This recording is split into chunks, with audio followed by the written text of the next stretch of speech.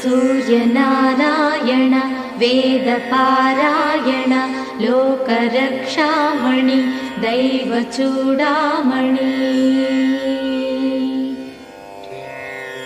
पद्मिनी वल्लभ वल्लकी गानलोल त्रिमूर्तिस्वरूपा विरूपाक्षनेत्र महादिव्यगात्र अचिन्त्यावतारा निराकार दीनापराकय्य ओ अय्य बुद्धान्त निर्धूत तापत्रयाभील दावाग्निरुद्रा तनुद्भूत निस्तार गंभीर संभावितानेक कामाज्यनीकंबुलंदाटि ఏకాకినై చిక్కి ఏ దిక్కునుగానగాలేకయున్నాడ నీవాడనో తండ్రి।